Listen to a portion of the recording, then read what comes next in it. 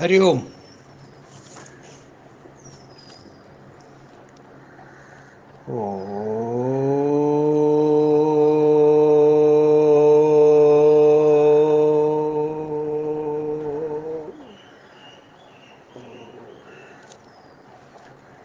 ओम सहनाववतु सहनौ भुनक्तु सह वीर्यं करवावहै तेजस्विनावधीतमस्तु मा विद्विषावहै। ओम शांति शांति शांति। सदाशिवसमारम्भां शङ्कराचार्यमध्यमाम् अस्मदाचार्यपर्यन्तं वन्दे गुरुपरम्परा।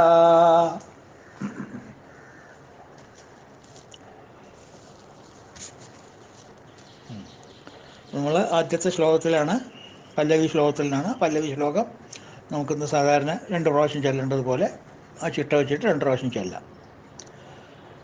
ഭജ ഗോവിന്ദം ഭജ ഗോവിന്ദം ഗോവിന്ദം ഭജ മൂഢമതേ സംപ്രാപ്തേ സന്നിഹിതേ കാലേ നഹി നഹി രക്ഷതി ഡുക്രിങ്കരണേ. ഭജ ഗോവിന്ദം ഭജ ഗോവിന്ദം ഗോവിന്ദം ഭജ മൂഢമതേ സംപ്രാപ്തേ സന്നിഹിതേ കാലേ നഹി നഹി രക്ഷതി ഡുക്രിങ്കരണേ. അപ്പോൾ നമ്മളുടെ മനസ്സിന് ഇന്നലെ മനസ്സിലായി. എന്ത് മനസ്സിലായി? നഹി നഹി രക്ഷതി ഡുക്രിങ്കരണേ. അവസാന സമയത്ത് സംപ്രാപ്തേ സന്നിഹിതേ കാലേ, അദ്ദേഹം വരുന്ന സമയത്ത് ആമുഖ ആയിട്ട് പറയാൻ ഒന്നും നമ്മളുടെ അടുത്ത് ഉണ്ടാവില്ല. ഈ ഡുക്രിയും കരണി പഠിച്ചതൊന്നും അങ്ങോർക്ക് മനസ്സിലാവില്ല. അതുകൊണ്ട് ഈ ടിക്കറ്റ് കൊണ്ടിട്ട് ആ വണ്ടി കയറാൻ പറ്റില്ല. അത് മനസ്സിലായി. അത് മനസ്സിന് മനസ്സിലായി, നല്ലോണം മനസ്സിലായി മനസ്സിന്. ആ മനസ്സ് പറഞ്ഞു, സമ്മതിച്ചു, എനിക്ക് മനസ്സിലായി. അപ്പോൾ എന്ത് ചെയ്യണം ഇനി? അടുത്ത ചോദ്യമായി. അപ്പോൾ നമ്മൾ ഇന്നലെ കണ്ടതാണ്, ഞാൻ ഒന്ന് വെറുതെ ഓടിച്ചു പോകുന്നു മാത്രം. അപ്പോൾ നമ്മൾ എന്ത് ചെയ്യണം? ആ വണ്ടി കയറാൻ എന്ത് ചെയ്യണം? ആ സംപ്രാപ്തേ സന്നിഹിതേ കാലേ വണ്ടിയിൽ കയറാൻ ഞാൻ എന്ത് ചെയ്യണം? ഭജിക്കണം, സേവ നടത്തണം, സേവിക്കണം.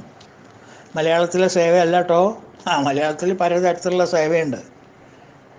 ഓപ്പൺ സേവ, ഒളിസേവ, പല സേവയുണ്ട്. ആ സേവയല്ലേ. സേവ മീൻസ് സർവീസ്. ഭജ് എന്നുള്ള ധാതുവിൻ്റെയാണ്, ഭക്തി എന്നുള്ള ധാതു എന്നാണ് ഭജ എന്ന് പറയുന്നത്. അപ്പോൾ സേവ മീൻസ് സർവീസ്.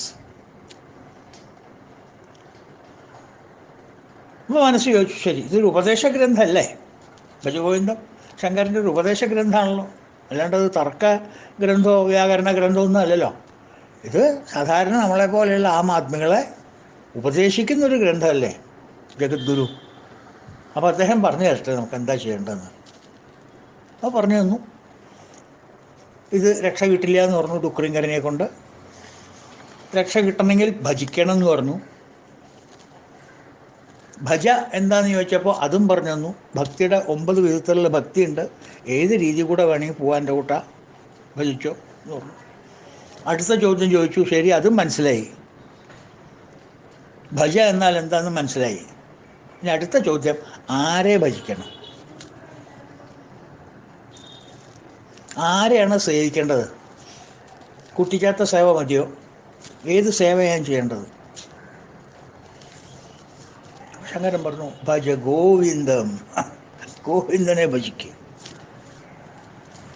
നമ്മൾ ആദ്യം തുടക്കത്തിൽ പറഞ്ഞ ഗോവിന്ദൻകുട്ടിയെ ഭജിക്കുക. ഗോവിന്ദ എന്നുള്ളൊരു വാക്ക് 2 പ്രാവശ്യം നമുക്ക് വിഷ്ണു സഹസ്രനാമത്തിൽ വരുന്നുണ്ട്. ഓർമ്മയുണ്ടോ?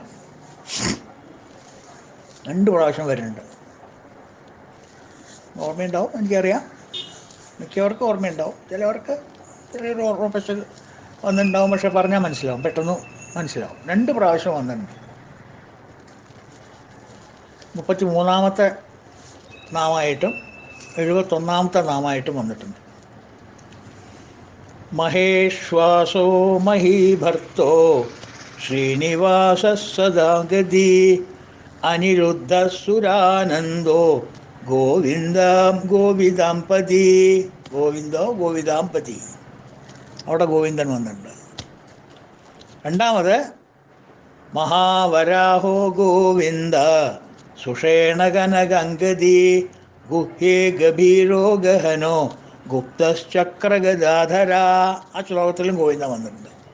അപ്പോൾ വിഷ്ണു സഹസ്രനാമത്തിൽ കയറിക്കൂടിയ ആളാണ് ഗോവിന്ദൻ. അപ്പോൾ അതിൻ്റെ അർത്ഥം എന്താ? ഗോവിന്ദൻ ആരാ? വിഷ്ണു തന്നെ. മനസ്സിലായില്ലേ? 2 പ്രാവശ്യമാണ് പറഞ്ഞേക്കണത്, തെറ്റി പറഞ്ഞൊന്നുമല്ല, ഉറപ്പിച്ച് പറഞ്ഞിട്ടുണ്ട്. ഗോവിന്ദോ ഗോവിദാംപതി ഇതൊക്കെ പറഞ്ഞിട്ടുണ്ട് അവിടെ. അപ്പോൾ മഹാവിഷ്ണുവാണ് ഗോവിന്ദൻ എന്നുള്ളതിന് യാതൊരു മാറ്റമില്ല. ഇനി ധാതു ഗോവിന്ദ എന്നുള്ള വാക്കിന് ഒരുപാട് അർത്ഥങ്ങളുണ്ട്, ഒരുപാട് അർത്ഥങ്ങളുണ്ട്. മുഴുവൻ എനിക്കറിയില്ല, അറിയണത് തന്നെ മുഴുവൻ പറയാൻ ഇവിടെ ആവശ്യമില്ല, അതിന് സമയം കിട്ടില്ല നമുക്ക്. ഒരുപാടുണ്ട്. അതിലൊരു 10% എനിക്ക് അറിയുള്ളൂ. ആ 10% പറഞ്ഞാൽ തന്നെ ഒരുപാട് പറയാനുണ്ട് അവിടെ. അതുകൊണ്ട് അതിലേക്ക് ഞാൻ അറിയുന്നത് മുഴുവൻ ഞാൻ ഇപ്പോൾ ഇവിടെ പറയണില്ല ഗോവിന്ദൻ എന്നുള്ള വാക്കിൻ്റെ അർത്ഥം. പക്ഷേ 2-3 കാര്യങ്ങൾ പ്രധാനപ്പെട്ടത് ഗോവിന്ദ എന്നുള്ളതിനെക്കുറിച്ച് നമുക്ക് ജസ്റ്റ് ഒന്ന് ഒരു ഓട്ടപ്രദർശനം നടത്തിയിട്ട് അങ്ങോട്ട് മാറാം. ഗാം വിന്ദതി ഗോവിന്ദ.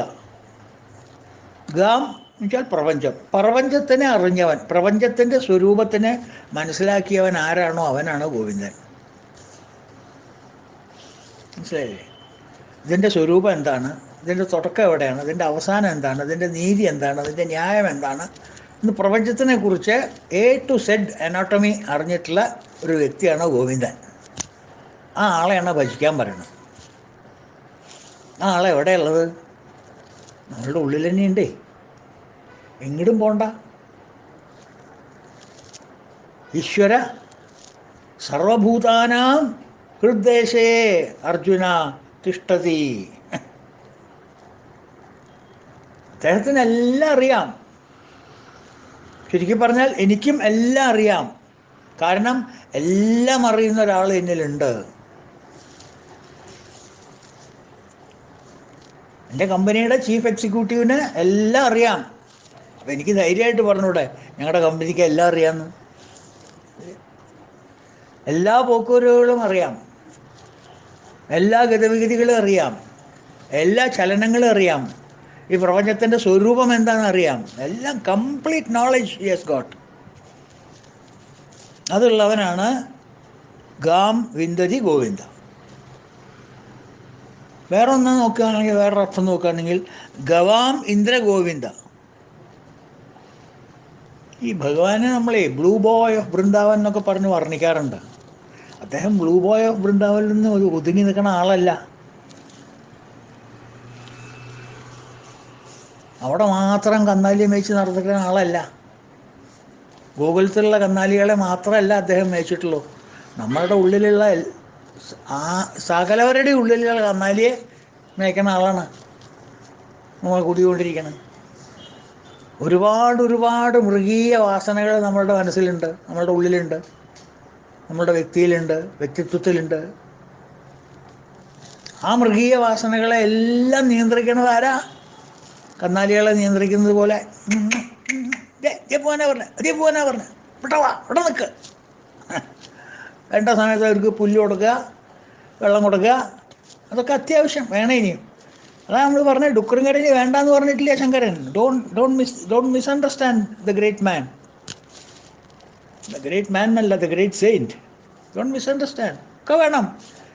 അതിന് എന്താ പറയുക, കാടിവെള്ളം കൊടുക്കണം, പുല്ല് കൊടുക്കണം, ഇതൊക്കെ ആവശ്യം കൊണ്ടുപോകണം. ആവശ്യത്തിന് മേഞ്ഞ് തിരിച്ചു കൊണ്ടുവരണം, ഇതൊക്കെ ആവശ്യമാണ്. പക്ഷേ എങ്കിലും നിയന്ത്രണം വേണം. കാരണം അവനെ കൊണ്ട് ഇതെല്ലാം അങ്ങോട്ട് ചെയ്യാൻ പറ്റില്ല. നഹി രക്ഷതി ഡുക്രിങ്കരണി. അപ്പോൾ ഗോകുലത്തിലുള്ള കന്നുകാലികളെ മേയ്ക്കുക മാത്രമല്ല, ഈ ലോകത്തിലുള്ള എല്ലാ മനുഷ്യന്മാരുടെ ഉള്ളിൽ കിടക്കുന്ന, ഉറങ്ങിക്കിടക്കല്ല, ആക്റ്റീവായിട്ട് നടക്കുന്ന, ജാഗ്രതാവസ്ഥയിൽ നടക്കുന്ന മൃഗീയ വാസനകളെല്ലാം ഉള്ളിലിരുന്ന് കൂളായിട്ട് നിയന്ത്രിക്കുന്നവൻ. ഗോവാം ഇന്ദ്രഗോവിന്ദ.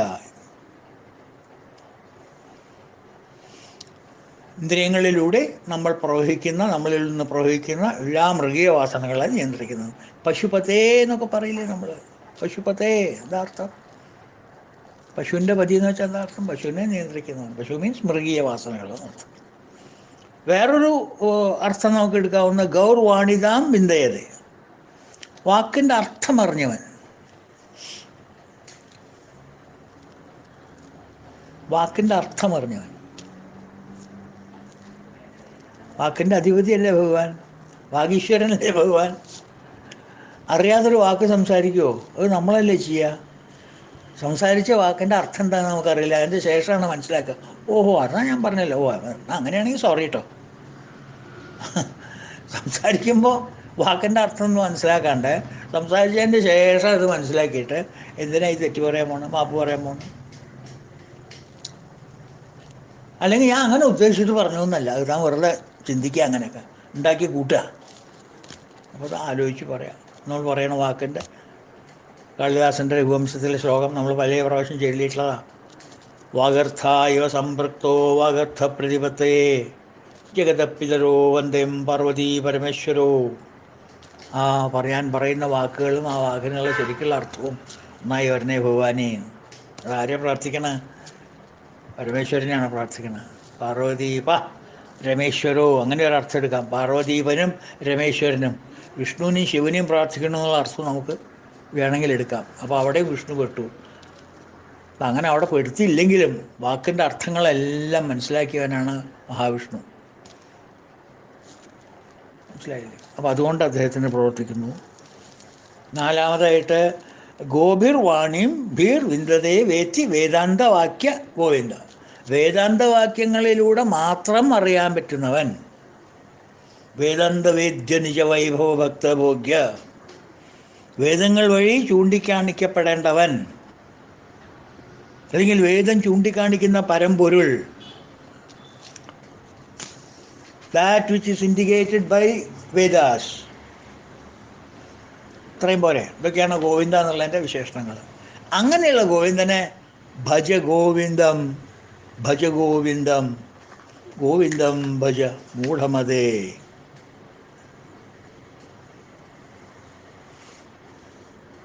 അപ്പോൾ ഭൗതിക നേട്ടങ്ങൾക്കുള്ള പ്രപഞ്ചത്തിൻ്റെ പിന്നാലെയുള്ള പാച്ചിൽ മാത്രം ഉള്ളോ? അതൊന്നും ഒഴിവാക്കുക. അത് മാത്രമാക്കി വെക്കരുത് ജീവിത ലക്ഷ്യം. മറുവശം ഒന്ന് ശ്രദ്ധിക്കുക. ഇടയ്ക്ക് കുറച്ച് സമയം അതിന് ചെലവഴിക്കുക. The one and the only aim പ്രപഞ്ചത്തിൻ്റെ പിന്നാലെ പോവുക അതാവരുത്. പൊക്കോ, തീർച്ചയായിട്ടും വേണ്ടതാ. പോയില്ലെങ്കിൽ നീ പൊട്ടനാ. പോവന്നെ വേണം. കർമ്മരംഗത്ത് പ്രവർത്തിക്കന്നെ വേണം, അത്യാവശ്യം. പക്ഷെ അത് മാത്രമല്ല, അത് മാത്രം, ദാറ്റ് ആൻഡ് ദാറ്റ് അലോൺ. പലപ്പോഴും നമ്മൾ കാണാറില്ലേ, alone saves, alone saves. Alone saves അങ്ങോട്ട് മാത്രമേ സേവ് ചെയ്യാൻ പറ്റുള്ളൂ, മറ്റവർക്കാർക്ക് സേവിങ്സ് ബാങ്ക് തുടങ്ങാൻ പറ്റില്ലേ? അത് വേണ്ട. മറ്റവരുണ്ട്. മറ്റാളെ ഒന്നും ഓർക്കുക, ഗോവിന്ദനെ ഒന്നും ഓർക്കുക. മനസ്സിലായി? അപ്പോൾ ഡുക്രിങ്കരുടെ പിന്നാലെ പോരുത്, സമ്മതിച്ചു. പിന്നെ ഞാൻ എന്താ ചെയ്യേണ്ടത്? ഡുക്രിങ്കരൻ എന്നെ രക്ഷിക്കില്ലെങ്കിൽ പിന്നെ ഞാൻ എന്താ ചെയ്യേണ്ടത്? ഭജ, സമ്മതിച്ചു. ഭജ എന്താ? ഭക്തി, നവവിധ ഭക്തി. ആരെ ഞാൻ ഭജിക്കേണ്ടത്? ഗോവിന്ദനെ. ഗോവിന്ദനെ ഞാൻ ഭജിക്കേണ്ടത്.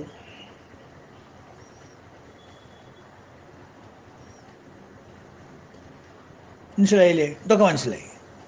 സാർ, ഒരു സംശയം കൂടി. എന്താ ചോദിക്കേ? അതെ, ഭജ ഗോവിന്ദം, ഭജ ഗോവിന്ദം, ഗോവിന്ദം ഭജ മൂഢമതേ.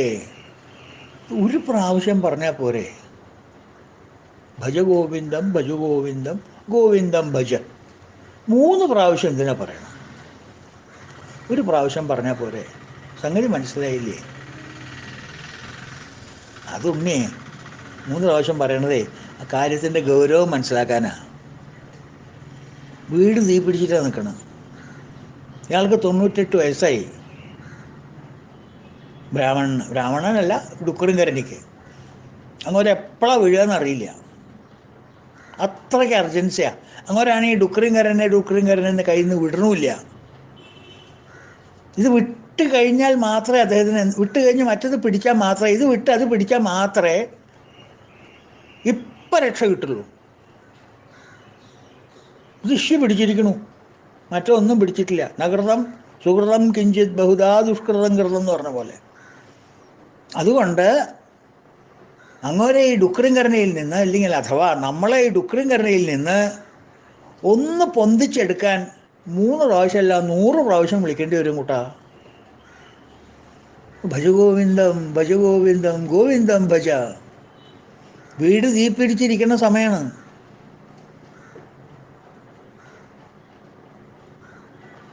അച്ഛൻ കിടന്ന് ഉറങ്ങുള്ളിൽ സുഖമായിട്ട്. മകൻ്റെ അറിഞ്ഞു വീട് തീ പിടിച്ചിട്ടുണ്ടെന്ന്, അല്ലെങ്കിൽ മകൻ കിടന്ന് ഉറങ്ങുകയാണ്, അച്ഛൻ അറിഞ്ഞു വീട് തീ പിടിച്ചിട്ടുണ്ടെന്ന്. എങ്ങനെ രക്ഷിക്കും മകനെ? രാമേന്ദ്ര ഇത് നീക്കോ, നേരായി. അങ്ങനെയാണോ വിളിക്കുക? അങ്ങനെയാണ് വിളിക്കുക വീട് തീ പിടിച്ച മോനെ? എങ്ങനെയാ പറയാനുള്ളത്? ഡാ ഡാ രാമു രാമു നീക്കടാ നീക്കടാ നീക്കടാ ഇല്ലേ പറയില്ലേ? എന്താ കാരണം? അർജൻസി എത്രയാണ്. അതാണ് ഹൗസ് ഈസ് ഓൺ ഫയർ. വീട് തീ പിടിച്ചിരിക്കുന്ന സമയമാണ്, അല്ലെങ്കിൽ മൂട് തീ പിടിച്ചിരിക്കുന്ന സമയമാണ്. അപ്പം അത്ര അർജൻസി വേണം. ഭജ ഗോവിന്ദം ഭജ ഗോവിന്ദം ഗോവിന്ദം ഭജ. ഭജിക്ക് ഗോവിന്ദനെ, ഗോവിന്ദനെ ഭജിക്ക്, ഗോവിന്ദനെ ഭജിക്ക്. 1 മിനിറ്റ് കിട്ടില്ലെങ്കിൽ 1 മിനിറ്റ്. ആ 3 ഇപ്പോഴും നമ്മൾ തിരുപ്പതി പോയാൽ നോക്കുമോ? പറയല്ലേ? എന്താ പറയുക? ഗോവിന്ദ ഗോവിന്ദ ഗോവിന്ദ 3 പ്രാവശ്യം വേണം. ഗോവിന്ദ ഗോവിന്ദ ഗോവിന്ദ. എന്താ അറിയില്ല, അതങ്ങനെ വന്നിട്ടുണ്ടാവും. മനസ്സിലായോ? അതുകൊണ്ടാണ് 3 പ്രാവശ്യം കറകാരം. അല്ലാണ്ട് 1 പ്രാവശ്യം പറഞ്ഞാൽ നിനക്ക് മനസ്സിലാവില്ല വെച്ചിട്ടല്ല. നീ വളരെ ബുദ്ധിമാനാണ്. പക്ഷെ എല്ലാവരും നിൻ്റെ അത്ര ബുദ്ധിമാനാവുമോ കൂട്ടാ? ബുദ്ധിയില്ലാത്ത നിന്നെക്കാട്ടിലും കുറവുള്ള ബുദ്ധിയുള്ള ആൾക്കാരുണ്ടാവില്ലേ ലോകത്തിൽ? അവരെയൊക്കെ ഉണർത്തണ്ടേ ഈ സ്ലംബറിൽ നിന്ന്, ഈ ഉച്ചുറക്കത്തു നിന്ന് അവരെയൊക്കെ ഉണർത്തണ്ടേ? മെല്ലെ വിളിച്ചാൽ ഉണരുമോ? നീക്കടാ നീക്കടാ നീക്കടാ, ദാ വീട് തീ പിടിച്ചടാ, നീക്കേ നീക്കേ എന്ന് 3 പ്രാവശ്യം പറയണ്ടേ? അപ്പോഴല്ലേ തട്ടിക്കൂട്ടി ഉണരുള്ളൂ. സാധാരണഗതിയിൽ കുട്ടാ നേരായിടാ നീക്കടാ, ഇത്ര നേരമായി കിടന്നുറങ്ങണു, അങ്ങനെയൊക്കെ വിളിച്ചാൽ മതിയോ? പോരല്ലോ. അതുകൊണ്ടാണ് അർജൻസിയാണ്. ഭജ ഗോവിന്ദം ഭജ ഗോവിന്ദം ഗോവിന്ദം ഭജ. അതുകൊണ്ടാണ് അത് പല്ലവിയായിട്ട് പിട്ടിലെ തേങ്ങ പോലെ ഒരു ശ്ലോകം കഴിഞ്ഞാൽ ഉണ്ടാവും, ഒരു ശ്ലോകം കഴിഞ്ഞാൽ ഇത്, മറ്റേ ശ്ലോകം കഴിഞ്ഞാൽ ഇത്, ഇങ്ങനെ ഓരോ ശ്ലോകം കഴിഞ്ഞ് ഓരോ ശ്ലോകം കഴിഞ്ഞ് ഇടവിട്ട് കൃഷ്ണൻ്റെ ആദ്യം നിൽക്കുന്നുണ്ട് ഓട്ടത്തിൽ. അങ്കന അങ്കന അന്തരേ മാധവം എന്നൊരു കൂട്ടക്കാരൻ പറഞ്ഞു.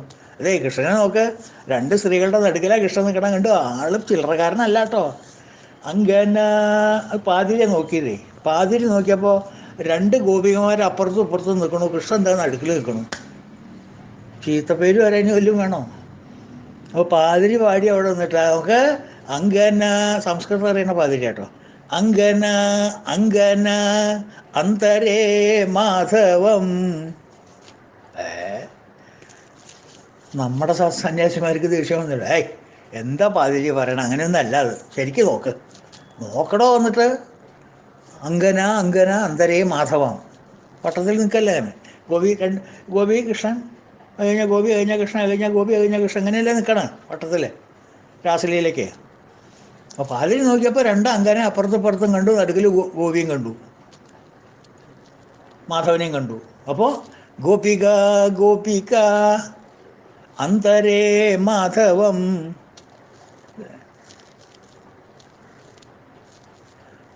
ഗോപിക എന്നല്ല, അങ്കന അങ്കന അങ്കന.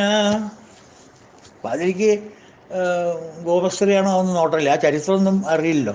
2 സ്ത്രീകൾ നിൽക്കുന്നുണ്ടോ അങ്കന, 2 ചെറുപ്പക്കാർ കുട്ടികൾ, പെൺകുട്ടികൾ. അതിൻ്റെ നടുക്കിൽ ഇതാ അവൻ നിൽക്കണു കയറിയിട്ട്. രണ്ട് സ്ത്രീകളുടെ നടുക്കിൽ ഇതാ കൃഷ്ണൻ നിൽക്കണു, രണ്ട് സ്ത്രീകളുടെ നടുക്കിൽ ഇതാ കൃഷ്ണൻ നിൽക്കണു.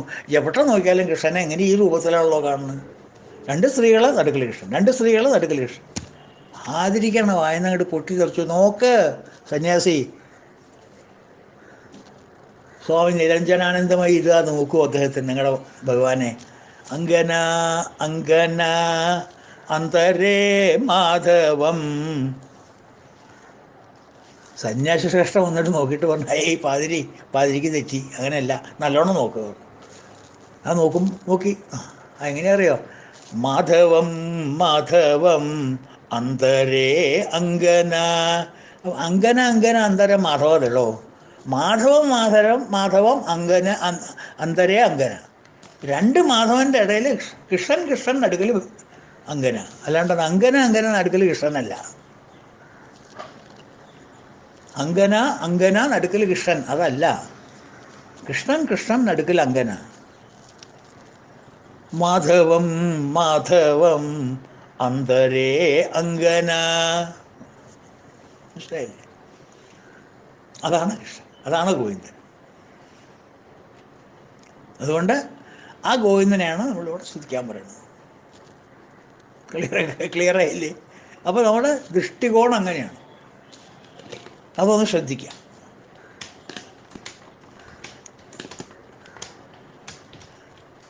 അപ്പം 3 പ്രാവശ്യം പറഞ്ഞത് തന്നെ മനസ്സിലായില്ലേ? അങ്ങനെ ഉറക്കത്തു നിന്ന് വിളിച്ചുണർത്താൻ. ശരി, മനസ്സ് പറഞ്ഞു, അതും മനസ്സിലായി. ഇനി എന്താ, ഇനി തുടങ്ങിക്കൂടെ? ഭജന തുടങ്ങിക്കൂടെ? ഇല്ല, ഒരു സംശയം കൂടിയുണ്ട്. അതിനി എന്താ സംശയം? എത്ര സംശയമായി ഇപ്പോൾ മനസ്സിന്? സംശയത്തിൻ്റെ കൂടായി. ഓരോ സംശയത്തിനും ഉത്തരം കിട്ടണമുണ്ട്. അപ്പോൾ പിന്നെ മിണ്ടാണ്ടിരിക്കും. ഒരു സംശയം കൂടി ലാസ്റ്റ് സാർ. ചോദിക്കുക, എന്താ സംശയം തൻ്റെ? ഇതൊക്കെ ശരിയാണ്. ഡുക്രിങ്കരണ രക്ഷിക്കില്ല എന്ന് പറഞ്ഞു. സംപ്രാപ്തേ സന്നിഹിതേ കാലേ നഹി രക്ഷതി ഡുക്രിങ്കരണേ. അതിനെന്താ ചെയ്യേണ്ടത് ചോദിച്ചപ്പോൾ ഭജ എന്ന് പറഞ്ഞു. ആരെയാ ഭജിക്കേണ്ടത് ചോദിച്ചപ്പോൾ ഗോവിന്ദാന്ന് പറഞ്ഞു. ഗോവിന്ദൻ ആരാന്ന് ചോദിച്ചപ്പോൾ ഇന്നാളാണെന്ന് പറഞ്ഞു. മനസ്സിലായില്ലേ? അത് ഞാൻ സമ്മതിച്ചു. പിന്നെ ഞാൻ ചോദിച്ചത്, ഇത് 1 പ്രാവശ്യം പറഞ്ഞാൽ പോലെ എന്താ 3 പ്രാവശ്യം പറയണമെന്ന്. 3 പ്രാവശ്യം പറയാനുള്ള കാരണവും പറഞ്ഞു. അതും മനസ്സിലായി. അപ്പോൾ മനസ്സിലായി. ഹൗസ് ഈസ് ഓൺ ഫയർ എക്സ്റ്റിങ്ക്വിഷറാണ് കയ്യിൽ. അതെടുക്കാനാണ് പറയുന്നത്. ഫയർ എക്സ്റ്റിങ്ക്വിഷർ എടുക്കുക. ഭജഗോവിന്ദം ഉറക്കെ. മനസ്സിലായില്ലേ? ഭജഗോവിന്ദം.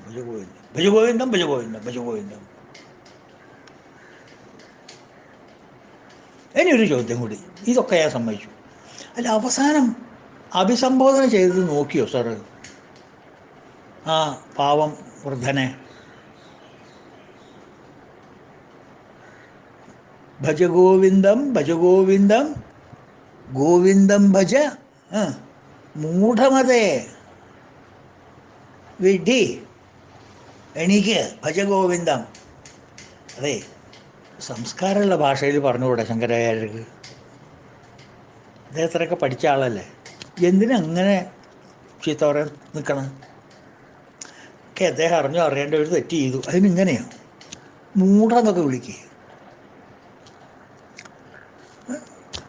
ഭജഗോവിന്ദം ഗോവിന്ദം ഭജ മൂഢമതേ. മൂഢമതേ അങ്ങനെ വിളിക്കാൻ പാടുമോ?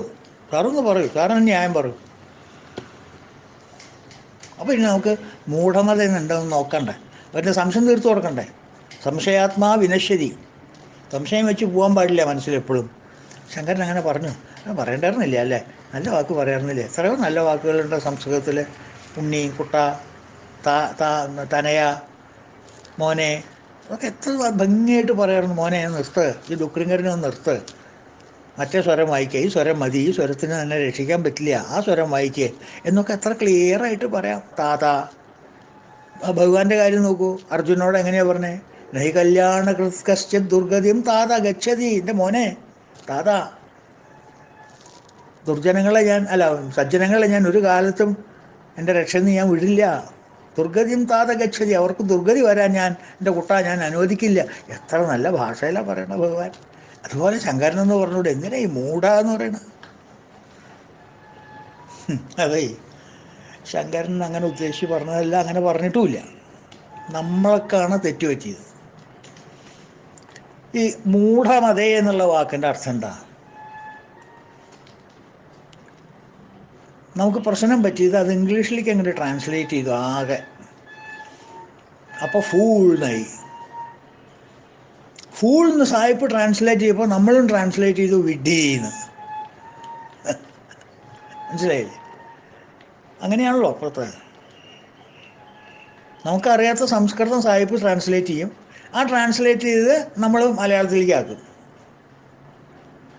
അപ്പോൾ മൂഢമതേ എന്ന് പറഞ്ഞപ്പോൾ മൂഢ എന്ന് വെച്ചാൽ ഫൂൾ, സ്റ്റുപ്പിഡ്, ഇഡിയറ്റ് എന്ന് പറഞ്ഞു സായിപ്പ്. ഭജ ഗോവിന്ദം ഭജ ഗോവിന്ദം ഗോവിന്ദം ഭജ മൂഢമതേ, ഓ ഫൂൾ സീക്ക് ഗോവിന്ദ്. ഇംഗ്ലീഷിൽ അതേ പറയാൻ പറ്റുള്ളൂ, ഇംഗ്ലീഷിൽ വേറെ വാക്കില്ല. മൂഢമത എന്നുള്ളതിന് ഇംഗ്ലീഷിലേക്ക് ട്രാൻസ്ലേറ്റ് ചെയ്യാൻ പറ്റില്ല. ഒരു ഭാഷയിലേക്കും ട്രാൻസ്ലേറ്റ് ചെയ്യാൻ പറ്റുന്ന വാക്കല്ല അത്. ട്രാൻസ്ലേറ്റ് ചെയ്യാച്ച എന്താ? ആ വാക്കിന് അർത്ഥം ഇങ്ങോട്ട് കൊടുക്കണം. ഒരു വാക്കേ പറയാൻ പാടുള്ളൂ. ആ വാക്കുകൊണ്ട് അർത്ഥം കൊടുക്കണം. ആ അർത്ഥം പര്യാപ്തമായിട്ടുള്ള വേറൊരു വാക്കുമില്ല. മൂഢ എന്നുള്ളതിന് വേറൊരു ഭാഷയിൽ അങ്ങനെ വാക്കില്ല. മൂഢ എന്നുള്ള വാക്കിൻ്റെ അർത്ഥം അറിയണമെങ്കിൽ, സംസ്കൃതത്തിലെ മൂഢ എന്നുള്ള വാക്കിൻ്റെ അർത്ഥം, മൂഢമതേ എന്നുള്ള വാക്കിൻ്റെ അർത്ഥം അറിയണമെങ്കിൽ അത് ട്രാൻസ്ലേറ്റ് ചെയ്യാൻ പറ്റില്ല. അതിന് വ്യാഖ്യാനം എഴുതിയാലേ പറ്റുള്ളൂ. You must write a commentary on that.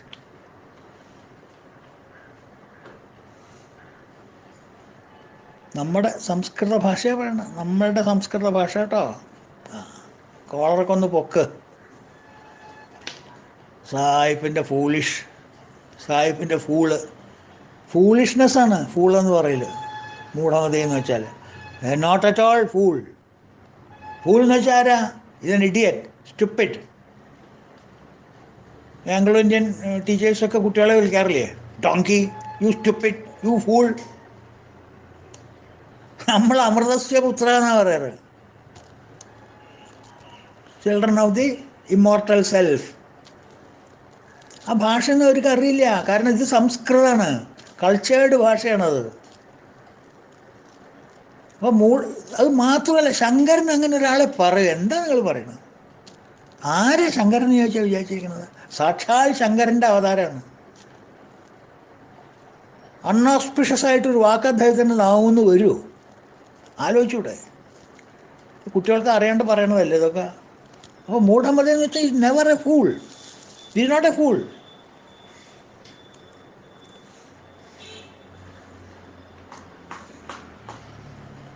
ഫൂളെന്ന് വെച്ചെങ്കിൽ അറിവില്ലാത്തവൻ, ശുംഭൻ എന്നൊക്കെയല്ല അർത്ഥം. ഒരറിവില്ല, മഹാവിഡ്ഢി. ഇത് മൂഢമത വെച്ചാൽ വിഡ്ഢിയല്ല. സത്യം അറിയാതെ അതിനെ മിഥ്യയായിട്ട് കണക്കാക്കി, മിഥ്യയെ സത്യവുമായിട്ട് കണക്കാക്കി പ്രവർത്തിക്കുന്നവനാണ് മൂഢമതേ. എന്നുവെച്ചാൽ അവൻ്റെ മതിക്ക്, അവൻ്റെ ബുദ്ധിക്ക് ഒരു മൗഢ്യം വന്നിരിക്കുന്നു. ശരിക്കുള്ള സത്യം എന്താണെന്ന് മനസ്സിലാക്കാൻ പറ്റില്ല. അവന് കയറാണെന്ന് മനസ്സിലായിട്ടില്ല, അത് പാമ്പാന്നാണ് മനസ്സിലാക്കിയിരിക്കുന്നത്. അത് പാമ്പ് സത്യവുമാണ്, മിഥ്യയല്ല എന്ന് മനസ്സിലാക്കി. അപ്പം രണ്ട് തെറ്റാണ് അവിടെ ചെയ്തത്. ഒന്ന് കയറിനെ കണ്ട് പാമ്പാന്ന് പറഞ്ഞു, പാമ്പാണ് സത്യം, കയറല്ല സത്യം എന്ന് പറഞ്ഞു. എടാ അത് കയറാണ്. ഏയ് കയറ് എന്തായി പറയണത്? അതൊക്കെ തോന്നല, കയറൊന്നുമല്ല, അത് പാമ്പന്നെയാ എന്ന് പറഞ്ഞാൽ എന്ത് ചെയ്യും? ബുദ്ധിയിലായിട്ടാണോ? MA PhD ആവുകയാണ്, പറഞ്ഞിട്ട് കാര്യമില്ല. പാമ്പും കയറും കണ്ടറിയില്ല. അപ്പം സത്യമല്ലാതെ ധരിക്കുക, മിഥ്യയാക്കി ധരിക്കുക. ആ മിഥ്യയാണ് സത്യം എന്ന് തെറ്റിദ്ധരിച്ചിട്ട് നടക്കുക. Non apprehension of the reality and misapprehension of ജഗത്ത്.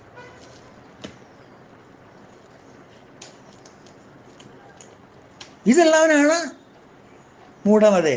അവൻ്റെ മതിക്ക് മൗഢ്യം വന്നവനാണ് മൂഢമതേ.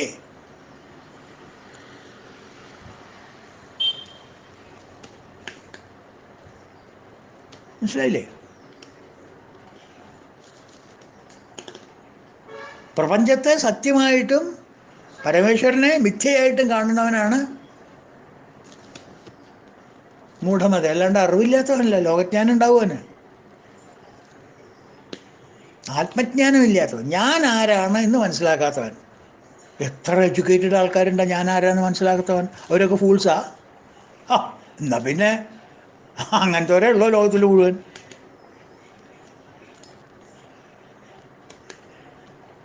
അങ്ങനത്തെ ഉണ്ടാവുള്ളൂ.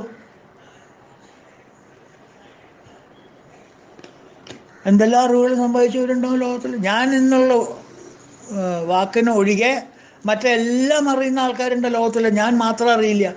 ഞാൻ ആരാന്ന് മാത്രം അറിയില്ല. നമ്മൾ വിഷ്ണുസഹസ്രനാമം അതിനെക്കുറിച്ച് സംസാരിക്കുമ്പോൾ പല പ്രാവശ്യം ഇത് പറഞ്ഞിട്ടുള്ളതാണ്. Self knowledge. Who are you? അറിയില്ല. ഓരോ മുട്ടുത്തരം പറയാനല്ലാണ്ട് അറിയില്ല. ശരിക്കുള്ള ഹൂ ആർ യു എന്ന് അറിയില്ല. ഹൂ ആമായെന്ന് എനിക്കും അറിയില്ല. ഹൂ ആർ യു എന്ന് നിങ്ങൾക്കും അറിയില്ല. അപ്പോൾ ഹൂ ആർ യു എന്നറിയാത്തവനാണ് മൂഢമതേ, അല്ലാണ്ട് പഠിക്കാത്തവനല്ല. ഒരു സയൻസിൽ PhD ആയിരിക്കാം.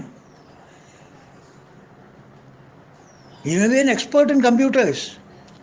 You may be an expert doctor. നല്ല സർജനായിരിക്കാം. FRCS MRCP ഒക്കെ ആയിരിക്കാം. എന്താ കാര്യം? ഈ കോണ്ടെക്സ്റ്റിൽ സത്യം അറിയാതെ മിഥ്യ സത്യമാണെന്ന് ധരിച്ച് ഓപ്പറേഷൻസ് നടത്തുന്നുണ്ടല്ലോ ലോകത്തിൽ. ട്രാൻസാക്ഷൻസ് നടത്തുന്നുണ്ടല്ലോ. അറിവില്ലായിട്ടല്ല, കെങ്കേമന്മാരാണ്, ബുദ്ധി രാക്ഷസന്മാരാണ് അവരൊക്കെ. അതൊന്നും അല്ല എന്ന് പറയാൻ പറ്റില്ല. പക്ഷേ ഉള്ളിലുള്ള തത്വത്തെ നമ്മൾ മനസ്സിലാക്കുന്നില്ല. Who are you? I don't know. Who are you? I don't know. Who are you എന്ന് ചോദിച്ചു. I M Einstein. Einstein is your name, sir. Who are you? A scientist. That is your profession, sir. But who are you?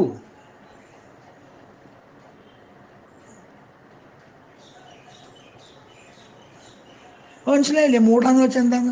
എന്താ പറയുക? മൂഢമതേ. മൂഢമതേ എന്നാണ്. മതിക്ക് മൗഢ്യം വന്നവൻ. ആ ഒരു പ്രത്യേക സബ്ജക്റ്റിൽ മാർക്കില്ല. എന്ത് ചെയ്യാൻ പറ്റും? അങ്ങനെ എത്ര ആൾക്കാരുണ്ട്. എൻ്റെ ഒരു കാരണോപാടി ഞാൻ പറഞ്ഞു കേട്ടിട്ടുണ്ട്. അദ്ദേഹം SSLC പഠിക്കുക. SSLC അല്ല, അന്ന് എന്താണ്, ഫിഫ്ത്ത് ഫോമാണ്. SSLC വെച്ചാൽ ഫിഫ്ത്ത് ഫോമാണ്. ഫിഫ്ത്തിൽ പഠിക്കുമ്പോൾ അദ്ദേഹം പറയാണ്, അദ്ദേഹത്തിൻ്റെ ക്ലാസ്സിൽ 3 കുട്ടികളുണ്ടായിരുന്നു. ഇപ്പോഴും എനിക്ക് ആ ഇൻസിഡൻറ്റ് ഓർമ്മയാണ്. ഒരു വർഗീസ്, ഒരു രാമേന്ദ്രൻ, ഒരു ചന്ദ്രൻ.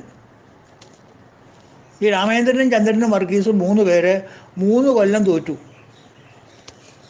ഫിഫ്ത്ത് ഫോമിൽ.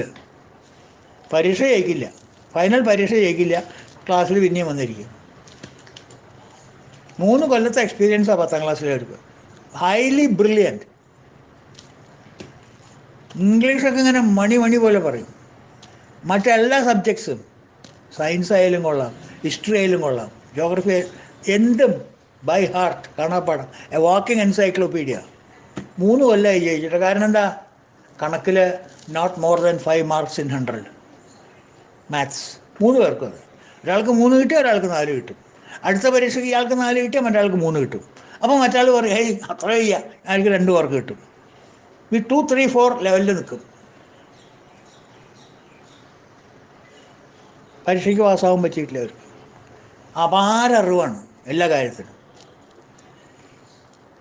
അമ്മാവ് പറയുന്നു, അപാര അറിവെന്ന് മാത്രമല്ല, ക്ലാസ്സിൽ അന്ന് മാഷന്മാർ ക്ലാസ് എടുക്കാൻ വന്നു കഴിഞ്ഞാൽ മാഷ് ചെയറിന് മുകളിൽ ഇങ്ങനെ ഇരുന്നിട്ട്, ഡെസ്കും ഉണ്ടാവില്ല, മര ഡെസ്കും മരച്ചെയറും അല്ല, ഒരു വടി ഉണ്ടാവില്ലേ കയ്യിൽ, വലിയ വടി, അതും എടുത്തിട്ട് ഇങ്ങനെ ചെയറിന് മുകളിൽ ഇങ്ങനെ എന്താ പറയുക, റിലാക്സ് ചെയ്ത് കിടന്നിട്ട് ആരെങ്കിലും ഒരാളെ വിളിക്കുന്നതാണ്, വർഗീസേ ഇടുക, ഹിസ്റ്ററി വേൾഡ് ഹിസ്റ്ററി എടുക്കുക, ഇന്നത്തെ ക്ലാസ് എടുക്കുക കുട്ടികൾക്ക് എന്ന് പറഞ്ഞിട്ട് അങ്ങോട്ട് കൊടുത്തു കഴിഞ്ഞാൽ ഫ്രഞ്ച് റെവല്യൂഷനെ കുറിച്ചൊക്കെ, കാർലൈസ് ഫ്രഞ്ച് റെവല്യൂഷൻ, അതിനെക്കുറിച്ചൊക്കെ സംസാരിക്കാനുണ്ട്. മാഷിൻ്റെ കണ്ണിന്ന് വെള്ളം വരും എന്ന് പറയാം. കുട്ടികളൊക്കെ മനസ്സിലാവും, എല്ലാവർക്കും മനസ്സിലാവും. അതുപോലെ തന്നെ ഇംഗ്ലീഷ്. രാമകൃഷ്ണനെ വിളിക്കും. രാമകൃഷ്ണ വാ, ഇംഗ്ലീഷ് എടുക്ക്. ഇന്നത്തെ സബ്ജക്റ്റ് എന്താണെന്നറിയോ? ഇന്ന് മാക്ബത്താണ്. എടുക്ക്. നോൺ ഡീറ്റെയിൽഡ് മാക്ബത്ത് ആവും. മാക്ബത്തിനെ കുറിച്ച് ലെറ്റർ. ഷേക്സ്പിയറൊക്കെ കോട്ട് ചെയ്യണം. വെള്ളം പോലെ കോട്ട് ചെയ്യുന്നതാണ് പറഞ്ഞു. മാഷ് എന്നിട്ട് തരികട ഒപ്പിക്കും. ഒരു ചെറിയൊരു പൊടിക്കയ്യെ. വർഗീസ് ക്ലാസ് എടുത്ത് ഫ്രഞ്ച് റെവല്യൂഷനൊക്കെ ക്ലാസ് എടുത്തിട്ട്, കാർലൈസ് ഫ്രഞ്ച് റെവല്യൂഷനൊക്കെ 40 മിനിറ്റ് അന്നത്തെ ക്ലാസ് അത്രേ. 40 മിനിറ്റ് ക്ലാസ് എടുത്തിട്ട് തിരിച്ചു പോകുമ്പോൾ വർഗീസ് ഇങ്ങോട്ട് വന്നേ, ഒന്ന് നിന്നേ അവിടെ ചോദിക്കുന്നത്. ക്ലാസ്സിൻ്റെ മുമ്പിൽ എല്ലാവരോടും വെച്ചിട്ട്, 18ഉം 17 എത്രടാ? അതെത്രയാ? 23 പറഞ്ഞാൽ കയറിപ്പോവും. എന്നിട്ട് എല്ലാവരും കൈയോട്ട് ചെറുക്കിന്ന് പറയാം. 18ഉം 17 എത്രയെന്ന് വെച്ചാൽ 23 പോരെ. ഇത് മാഷ്ക്കൊരു തമാശയാണ്. 3 മാത്സ് പോക്കാം. പക്ഷെ അവരുടെ അറിവ് എന്താണെന്ന് വിചാരിച്ചിരിക്കുന്നത്? 3 കൊല്ലം കഴിഞ്ഞ് അവസാനം 4ാമത്തെ കൊല്ലം ഉന്തി തള്ളി എങ്ങനെയോ അറിയില്ല ഒരു 35 മാർക്ക് കിട്ടി. തടി തപ്പി വരും. അതേവരെ നഹി നഹി രക്ഷതി ഡുക്രിങ്കരണേ നിൽക്കുന്നവന് ഈ ഭജഗോവിന്ദം മാത്സിൽ കുറച്ച് മാർക്ക് അങ്ങോട്ട് കിട്ടിയോട് കൂടി രക്ഷപ്പെട്ടു വിടുന്നു. അത് കഴിഞ്ഞിട്ട് ആ പിള്ളേർ മേപ്പെട്ട് ഉയർച്ച പറഞ്ഞേക്കണം മതമാമ. One person has become a sub-judge. വേറൊരാൾ has become a circle inspector. 3ാമത് ഒരുത്തൻ തഹസിൽദാരായി. അമ്മാവ് 5th പഠിക്കുമ്പോൾ അമ്മയുടെ കൂടെ പഠിച്ചിരുന്ന 3 കുട്ടികൾ അന്ന് 3rd ഇയറാ, SSLC 3rd ഇയറാ. 3ാമത്തെ പ്രാവശ്യമാണ് ട്രൈപ്പോയിഡ്. 2 കൊല്ലം നോക്കി 3ാമത്തെ പ്രാവശ്യം ഇരിക്കുന്നവരാ.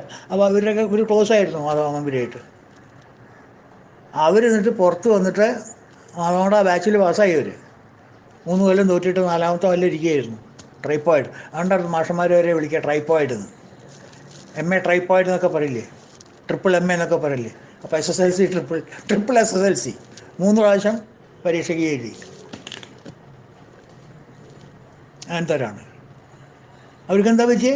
അവർ വിഡ്ഢികളാണോ? മൂഢമതേ. They are not fools, they are not idiots, they are not stupids. മനസ്സിലാക്കൂ പ്ലീസ്. മൂഢമതേ, അവൻ്റെ ബുദ്ധിക്ക് മൗഢ്യം വന്നിരിക്കുന്നു. അതുകൊണ്ട് കയ്യിലുള്ള വിദ്യകളൊന്നും തന്നെ അങ്ങോട്ട് ശോഭിക്കുന്നില്ല. നഹി നഹി രക്ഷതി.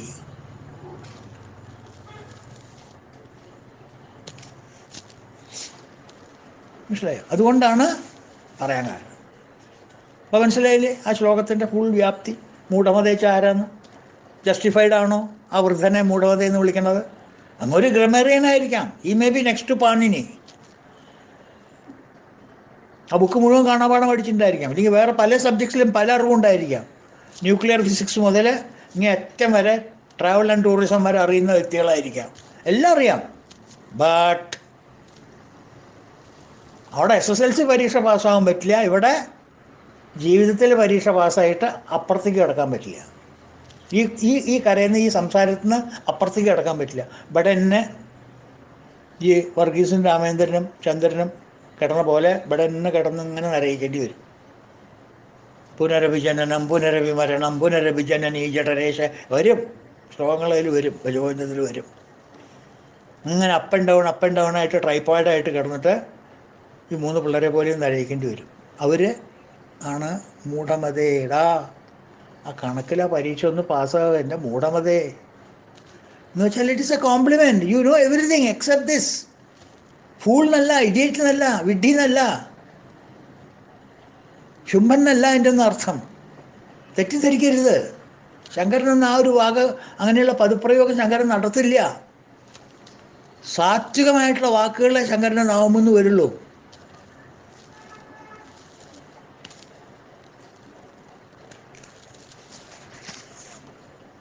മനസ്സിലായില്ലേ? അപ്പോൾ ഈ ശ്ലോകം നമുക്കൊരുവിധം ആക്കണം. ഈ ശ്ലോകങ്ങളിൽ നിങ്ങൾ കാണാപ്പാഠം പഠിക്കണം. ഭജഗോവിന്ദം ഭജഗോവിന്ദം ഗോവിന്ദം ഭജ മൂഢമതേ സംപ്രാപ്തേ സന്നിഹിതേ കാലേ നഹി നഹി രക്ഷതി ഡുക്രിങ്കരണേ. എൻ്റെ ബാക്ക്ഗ്രൗണ്ടും ഞാൻ പറഞ്ഞു തന്നിട്ടുണ്ടല്ലോ. ഇതിൽ ആദ്യത്തെ ഈ ശ്ലോകം പല്ലവിയാണ്. ശങ്കരനിത് കണ്ട് മനസ്സ് അസാമാന്യമായിട്ട് വേദനിച്ചിട്ട് ഒരു 12 ശ്ലോകങ്ങൾ ഇതുകൂടാതെ ആ ഡുക്രിങ്കരിനി വായിച്ചിരിക്കണ ആ വൃദ്ധന് വേണ്ടിയിട്ട് കൺട്രിബ്യൂട്ട് ചെയ്യാണ്. 12 ശ്ലോകങ്ങൾ, ഭജഗോവിന്ദത്തിൽ 12 ശ്ലോകങ്ങൾ. ആ 12 ശ്ലോകങ്ങളിൽ ശങ്കരൻ ആരെയും വിട്ടിട്ടില്ല. ബ്രഹ്മചര്യെ വിട്ടിട്ടില്ല, ഗൃഹസ്ഥന്മാരെ വിട്ടിട്ടില്ല, വാനപ്രസ്ഥക്കാരെ വിട്ടിട്ടില്ല, സന്യാസക്കാരെ വിട്ടിട്ടില്ല, ആരെയും വിട്ടിട്ടില്ല. Highly critical self analysis. നമ്മൾ ഓരോരുത്തർ ചെയ്യുന്ന മണ്ടത്തരവും വിഡ്ഢിത്തരവും തെമ്മാടിത്തരവും തെണ്ടിത്തരവും, സോറി ആ വാക്ക് ഉപയോഗിച്ചത്, പക്ഷെ അതാണ് സത്യം. ബുദ്ധിശൂന്യമായിട്ടുള്ള ജീവിതം, ലക്കിന് ലഗാനും ഇല്ലാത്ത ജീവിതം, ഇതൊക്കെ ചൂണ്ടിക്കാണിക്കുകയാണ്. ആർക്ക് കാണാൻ? നമുക്ക് കാണാൻ. It's A portrait, it's A gallery. ഈ ഭജഗോവിന്ദം എന്ന് പറയുന്നത് ഒരു ഗാലറി, ഒരു പോർട്രേറ്റ് ഗാലറിയാണ്. ഓരോരോ പടങ്ങൾ വെച്ചിട്ടുണ്ടാവും. ഓരോരോ ശ്ലോകങ്ങളും ഓരോരോ പടങ്ങളാണ്. അത് നമ്മൾ എടുത്തുകൊണ്ട് പോയിട്ട് നമ്മളത് മനസ്സിലാക്കണം. അപ്പം ഈ 12 ശ്ലോകങ്ങൾ ഭഗവാൻ ശങ്കരാചാര്യർ ഈ ഡുക്രിങ്കരനിക്ക് വേണ്ടി ചെല്ലിയപ്പോൾ ശിഷ്യന്മാർക്ക് ഇരിക്കപ്പുറതില്ല. ഇത് കേമായിട്ടുണ്ടല്ലോ. അപ്പോൾ നമ്മുടെ വീരസ്വം നമ്മൾ കാണിക്കണ്ടേ? നമ്മൾ മൂഢമതയെന്ന് നാളെ ഭഗവാൻ എന്താ പറയുക, ഗുരുനാഥൻ നമ്മളോട് അങ്ങനെ പറയരുത്. നമ്മൾ മൂഢമതം എന്നല്ല, നമുക്ക് ഈ കാര്യമൊക്കെ അറിയാമെന്നുള്ളത് നമ്മളൊന്ന് കാണിച്ചു കൊടുക്കണം. അതല്ല ശിഷ്യന്മാരുടെ ഗുരുനാഥനായിട്ടുള്ള പൊരുത്തം, മനപ്പൊരുത്തം എന്ന് പറയുന്നത്. ഗുരു മരത്തുമ്പ് കണ്ടാൽ ശിഷ്യൻ മാനത്ത് കാണണം. അപ്പോൾ നമുക്ക് ഒരു കൂട്ടമൊക്കെ അറിയാമെന്ന് നമ്മൾ കാണിച്ചു കൊടുക്കണ്ടേ ഗുരുനാഥന്? നമ്മൾ വെറുതെ അല്ല പിന്നാലെ നടന്നത്. ഇതേവരെ ഒരുപാട് നമ്മൾ പഠിച്ചിരിക്കുന്നു ഭഗവാന്റെ ഗുരുനാഥൻ്റെ കയ്യിൽ നിന്ന്. അതൊക്കെ നമ്മളൊന്ന് പ്രകടിപ്പിക്കേണ്ട ഒരു അവസരമല്ലേ ഇപ്പോൾ ഇത് ഈ ഡുക്രിങ്കരികാരനും. അതുകൊണ്ട് നമുക്കും ചെല്ലുക. അതുകൊണ്ട് 14 ശിഷ്യന്മാർ ഓരോരുത്തരും വന്നിട്ട് ഇയാൾക്കൊരു കോൺട്രിബ്യൂഷൻ കൊടുക്കണ പോലെ ഇതെൻ്റെ വക ഇരിക്കട്ടെ എന്ന് പറഞ്ഞ് ഈ ഡുക്രിങ്കരനി ബ്രാഹ്മണന് ഓരോരുത്തരും 14 ശ്ലോകം വീതം കോൺട്രിബ്യൂട്ട് ചെയ്യും. ഓരോരുത്തർ ഓരോ ശ്ലോകം വീതം 14 ശ്ലോകം. അപ്പോൾ എത്രയായി? 12 എണ്ണം ശങ്കരൻ്റെ, 14 എണ്ണം ശിഷ്യന്മാരുടെ. എത്രയായി? വർഗീസിനെ വിളിക്കണോ? 14ഉം 12ഉം 26. ഈ പിട്ടിലെ തേങ്ങ പോലെ ഒരു ശ്ലോകം, ഭജഗോവിന്ദം ഭജഗോവിന്ദം പല്ലവി. അപ്പോൾ 1. അപ്പോൾ എത്രയായി? 27. ഈ 14 ശിഷ്യന്മാരും ആചാര്യസ്വാമികൾ പറഞ്ഞിട്ടുള്ള അതേ ശ്ലോകങ്ങളുടെ ട്യൂൺ വെച്ചിട്ട്, അതേ അർത്ഥങ്ങൾ വെച്ചിട്ട് വേറൊരു രീതിയിൽ ലോകതത്വം പറഞ്ഞ് എല്ലാവർക്കും മനസ്സിലാക്കി കൊടുക്കുന്നു. ഈ ലോകത്തുള്ള തത്വങ്ങൾ എങ്ങനെയാണ്, ബിഹേവിയർ എങ്ങനെയാണ്, what is the behaviour pattern of man in this world. Not spiritual, practical. ഭൗതിക ലോകത്തിൽ എന്തെല്ലാം അഭ്യാസങ്ങളാണ് നീ കാണിക്കുന്നത്? വിദ്യാഭ്യാസം ഉണ്ടായിട്ട് എന്തെല്ലാം അഭ്യാസങ്ങളാണ് നമ്മൾ കാണിക്കുന്നത്? എന്തെല്ലാം പൊരുത്തക്കേടുകളാണ് നമ്മൾ കാണിക്കുക? എന്തൊക്കെ വേഷങ്ങളാണ് നമ്മൾ കെട്ടണത്? ഇതൊക്കെ ഒന്ന് പൊളിച്ച് അടക്കി കാണിച്ചു കൊടുക്കാനുള്ള ചിത്രങ്ങളാണ് ശങ്കരൻ്റെ 12 ചിത്രവും ഇവരുടെ 14 ചിത്രവും. അപ്പോൾ ഈ 14 ചിത്രവും പിള്ളേർ വരച്ച് കണ്ടപ്പോൾ ശങ്കരന് സന്തോഷമായി. അവസാനം ശങ്കരൻ 4 ശ്ലോകങ്ങൾ, ആശീർവാദ ശ്ലോകങ്ങൾ കൊടുക്കുകയാണ്. ശിഷ്യന്മാർ, നിങ്ങൾ നേരെയായി വരും, you are on the right track, I have no fears. ഒരു കൺക്ലൂഡിങ് ഫെലിസിറ്റേഷൻ എന്നൊക്കെ പറയില്ലേ നമ്മൾ ഇംഗ്ലീഷിൽ, ഒരു ആശീർവാദ പ്രസംഗം എന്നൊക്കെ പറഞ്ഞ പോലെ ഒരു 4 ശ്ലോകം ആശീർവാദ പ്രസംഗമായിട്ട്.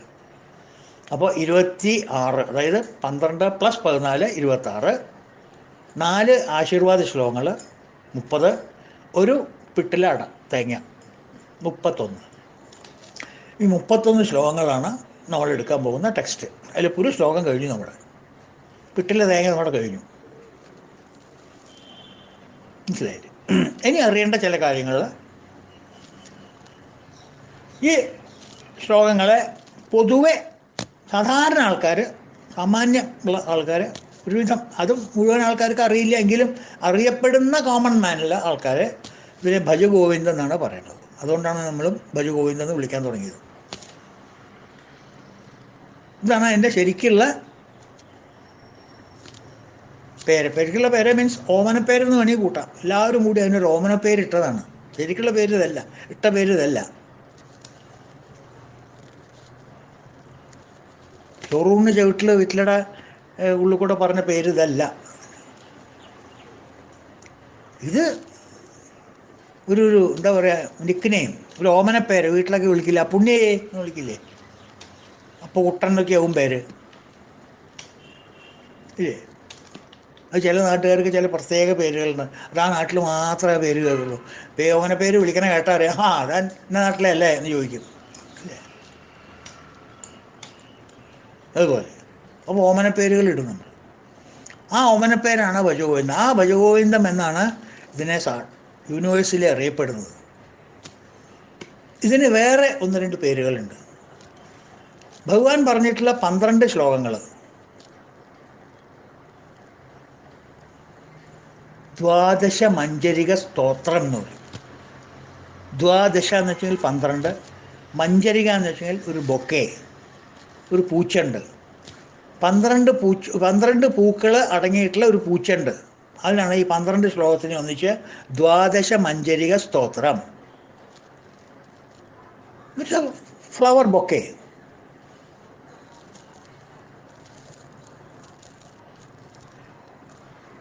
വേറൊരു പേര് ഈ 14 ശ്ലോകങ്ങൾ കൂടി ഒന്നിച്ച്, കാരണം ശിഷ്യന്മാരുടെ അല്ലേ, ശങ്കരൻ്റെ അല്ലല്ലോ, ആ 14 കൂടി ഒന്നിച്ച് 14 പുഷ്പങ്ങൾ അടങ്ങിയിട്ടുള്ള ഒരു ബൊക്കെ. അപ്പോൾ അതിനെന്താ സംസ്കൃതം പറയാം? ദ്വാദശ മഞ്ജരിക സ്തോത്രം. ഇത് ചതുർദശ മഞ്ജരിക സ്തോത്രം. 14 പുഷ്പങ്ങൾ അടങ്ങിയിട്ടുള്ള ഒരു സ്തോത്രം. ദ്വാദശ മഞ്ജരിക സ്തോത്രം, ചതുർദശ മഞ്ജരിക സ്തോത്രം.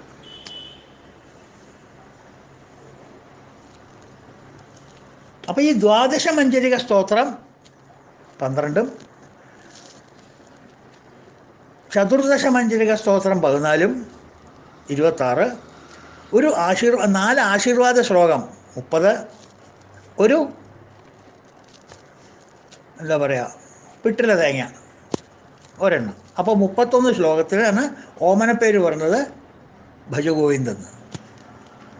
അതിന് 2 പേരുടെ ആവുക കാരണം, ഒന്ന് ദ്വാദശ മഞ്ജരിക സ്തോത്രം ശങ്കരൻ്റെ, മറ്റേത് ശങ്കരൻ്റെ ശിഷ്യന്മാരുടെ ചതുർദശ മഞ്ജരിക സ്തോത്രം. ഈ 31നും കൂടിയിട്ട് ഇട്ടൊരു പേരുണ്ട്. ഒരു ബണ്ടിലാക്കിയിട്ട് ഇതിനിട്ടിട്ടുള്ളൊരു പേര് അന്നത്തെ ആചാര്യന്മാർ മോഹമുദ്ഗര. അപ്പോൾ ഇതിന് എത്ര പേരായി? ദ്വാദശ മഞ്ജരിക സ്തോത്രം, ചതുർദശ മഞ്ജരിക സ്തോത്രം. അത് രണ്ടും കൂടി ആയാലേ ഈ കെട്ടാവുള്ളൂ. അപ്പോൾ 2 ബൊക്കെയാണ്. ഒന്ന് ശങ്കരൻ ഉണ്ടാക്കിയിട്ടുള്ള ബൊക്കെ ദ്വാദശ മഞ്ജരിക സ്തോത്രം, ഒന്ന് ശിഷ്യന്മാരുണ്ടാക്കിയിട്ടുള്ള ബൊക്കെ ചതുർദശ മഞ്ജരിക സ്തോത്രം. മനസ്സിലായോ?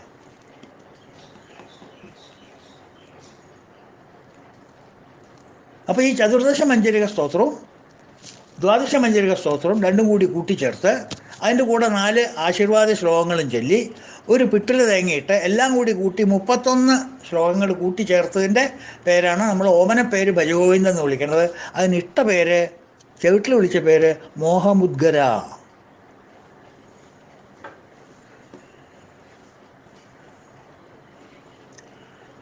എന്തിനാ ഇതിനെ മഞ്ജരിക എന്ന് വിളിച്ചതും എന്തുകൊണ്ടാണ് ഇതിനെ മോഹമുദ്ഗര എന്ന് വിളിക്കുന്നതും എന്നൊന്ന് അറിഞ്ഞിരിക്കണം.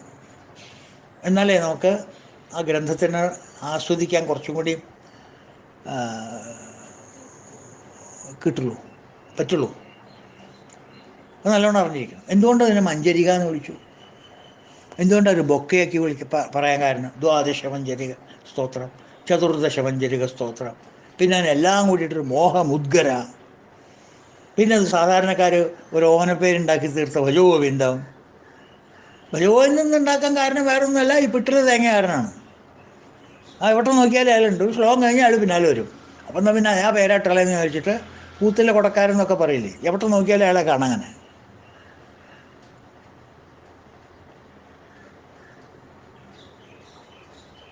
അപ്പോൾ ഈ മഞ്ജരിക എന്നുള്ള പേരിൻ്റെ സാർത്ഥത എന്താണ്, അതിൻ്റെ തത്വം എന്താണ്? മോഹമുദ്ഗര എന്നുള്ള പേരിൻ്റെ തത്വം എന്താണ്? എന്തുകൊണ്ടാണ് അതിന് അങ്ങനെ ഒരു പേര് വരാൻ കാരണം? മോഹം എന്ന് വെച്ചാൽ എന്താണ്? മുദ്ഗര എന്ന് വെച്ചാൽ എന്താണ്? മഞ്ജരിക എന്ന് വെച്ചാൽ എന്താണ്? ഇതൊക്കെ നമുക്ക് നാളെ കുറച്ച് നേരം കണ്ടിട്ട് 2ാമത്തെ ശ്ലോകത്തിലേക്ക് പറ്റുമെങ്കിൽ നമുക്ക് അങ്ങോട്ട് കടക്കാം. മനസ്സിലായില്ലേ? അതുവരെ എല്ലാവർക്കും ഹരി ഓം. ഓം പൂർണ്ണമദ പൂർണ്ണമിദം പൂർണ്ണാത് പൂർണ്ണമുദച്യതേ പൂർണ്ണസ്യ പൂർണ്ണമാദായ പൂർണ്ണമേവാവശിഷ്യതേ. ഓം ശാന്തി ശാന്തി ശാന്തി. ഹരി ഓം തത്സത്. ഓം ശ്രീ ഗുരുഭ്യോ നമഃ. കൃഷ്ണ ഗുരുവായൂരപ്പ ഭവാനി.